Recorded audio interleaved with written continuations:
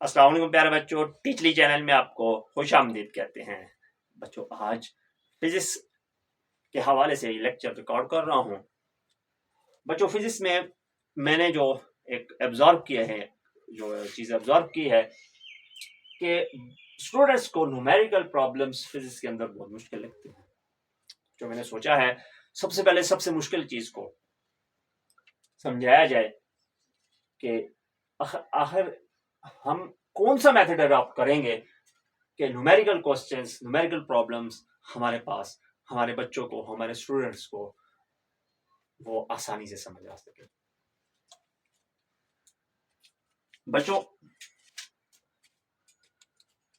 पहले तो आपको ये पता होना चाहिए कि न्यूमेरिकल प्रॉब्लम्स होते क्या हैं। आप क्लास में किसी बच्चे से पता करें, किसी स्टूडेंट से पता करें, स्टूडेंट्स आपको नहीं पता होता न्यूमेरिकल प्रॉब्लम्स है क्या। तो बच्चों, problems of physics which can be solve by applying physics formula. बच्चों, हर वो प्रॉब्लम फिजिक्स का जिसको आप फिजिक्स के फार्मूले की मदद से हल कर सकते हैं, that problem is known as a numerical problem. बच्चों, तो ये इसका मीनिंग है किस चीज का बच्चों? Numerical problem. Meaning of numerical problem. बच्चों, जो मैंने अपनी एक कैटेगरी बनाई हुई है न्यूमेरिकल प्रॉब्लम्स की, बच्चों वो दो किस्म के न्यूमेरिकल प्रॉब्लम्स होते हैं। बच्चों, एक किस्म types of numerical problems. Types. बच्चों, टाइप्स दो किस्म की हैं बच्चों। मैं एक टाइप को कहता होता हूं ये डायरेक्ट न्यूमेरिकल प्रॉब्लम्स हैं।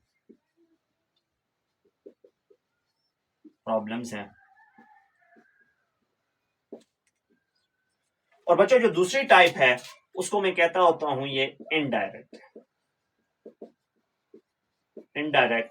Numerical problems.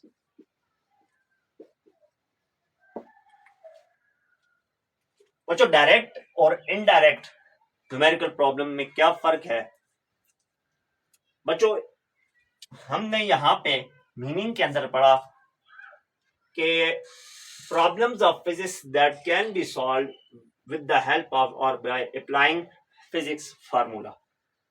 बच्चों, जब बंदा 9th में पहुंचता है तो उससे पहले भी क्लास 8th में भी न्यूमेरिकल फार्मूला वहां पे भी बच्चों मौजूद हैं। जैसे प्रेशर का फार्मूला है, this is equal to F divided by A. ये 8th क्लास का है। और अगर आप 9th क्लास में हैं या 9th क्लास पढ़ चुके हैं तो F is equal to M A, Newton second law से हम लोग डिराइव करते हैं। बट किसी एक न्यूमेरिकल प्रॉब्लम के अंदर आपसे वो कहता है कि मैस 5 kg। बच्चों, वो कहता है एक्सेलरेशन 3 मीटर पर सेकंड स्क्वायर। आपने फोर्स की वैल्यू को निकालना है। बच्चों, आप इसमें जो फार्मूला इस्तेमाल हो रहा है वो F is equal to M A का हो रहा है। तो बच्चों देखें, फोर्स, मैस और एक्सेलरेशन एक ही फार्मूले के अंदर आ रहे हैं, यानी कि गिवन क्वांटिटीज और जो क्वांटिटीज अननोन है, नोन और अननोन के दरमियान में एक ही फार्मूला है। उसी फार्मूले की मदद से आप जो है वो अननोन क्वांटिटी को निकाल सकते हैं।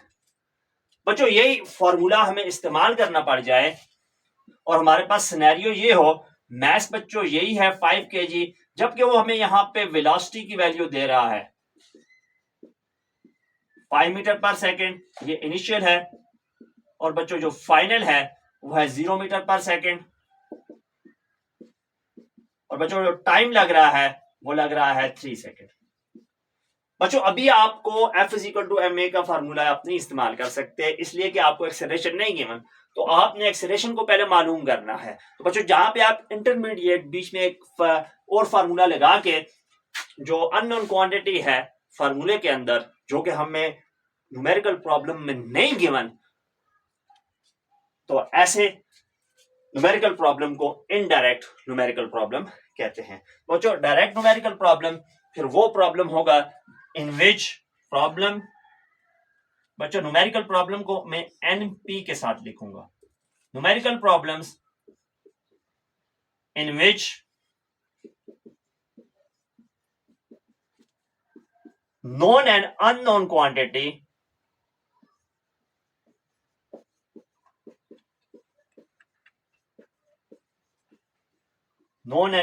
quantity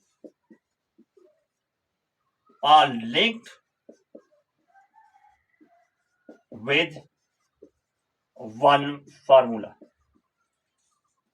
बच्चों जहां पे नॉन और अननोन क्वांटिटी के दरमियान एक ही फार्मूले को हमने लगाना है, that problem is known as direct numerical problem. बच्चों इनडायरेक्ट न्यूमेरिकल प्रॉब्लम कौन सा हो जाएगा? Numerical problem in which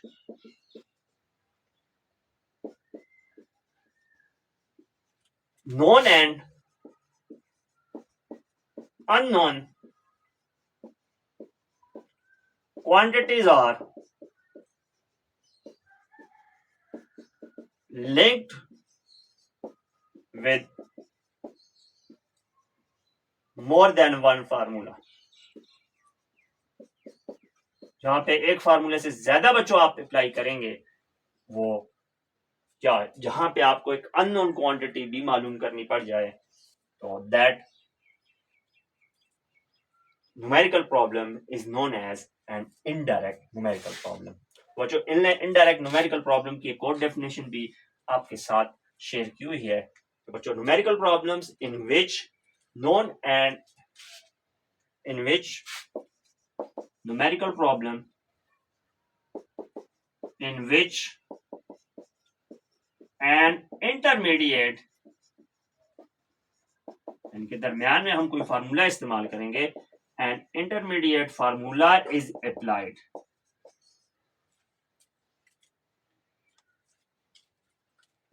An intermediate formula is applied. That numerical problem is known as an indirect numerical problem. बच्चों ये तो आपके पास न्यूमेरिकल प्रॉब्लम की मीनिंग आ गई और या डेफिनेशन आ गई. तो बच्चों टाइप्स के बाद आपने ये समझना है कि कौन से स्टेप्स इन्वॉल्व होंगे in solving numerical problems.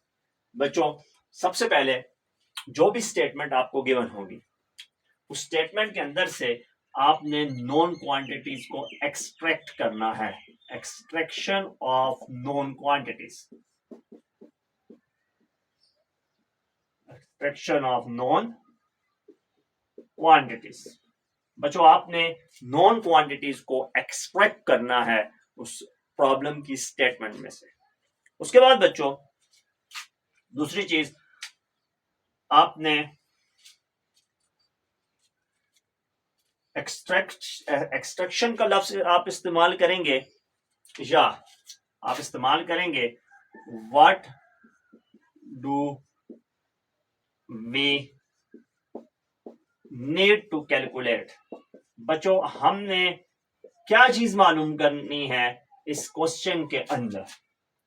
Extraction of non quantities के बाद बच्चों हमने कौन सी क्वांटिटी, जो अननोन क्वांटिटी है उसकी बच्चों बात कर रहा हूं कि वो आपने देखनी है कि वो कौन सी क्वांटिटी है, उसको आपने लिखना है. इसके बाद बच्चों तीसरे नंबर पे बच्चों कौन सा फार्मूला इस्तेमाल होगा? Formula are, formulas used. बच्चों कौन से फार्मूला इस्तेमाल होंगे या कौन से फार्मूलाज इस्तेमाल होंगे? बच्चों इसके बाद आपने वैल्यू पुटिंग करनी है. Putting the values, putting the values in formula. बच्चों फार्मूले के अंदर आपने वैल्यूज को पुट करना है. और नेक्स्ट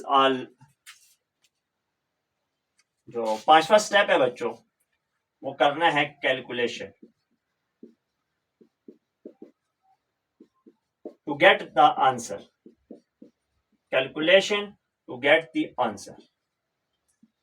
बच्चों हमने कैलकुलेशन करनी है कि हमारे पास आंसर क्या आ सकता है या क्या आएगा, और आंसर के साथ ब्रैकेट में मैं विद यूनिट लिखता हूं कि हमारे पास आंसर के साथ यूनिट को भी बच्चों आपने लाजमी लिखना होता है। तो बच्चों ये वो स्टेप्स हैं जो कि आपने अपने ज़हन में रखने हैं जब भी आप किसी न्यूमेरिकल प्रॉब्लम को हल करने की कोशिश करते हैं।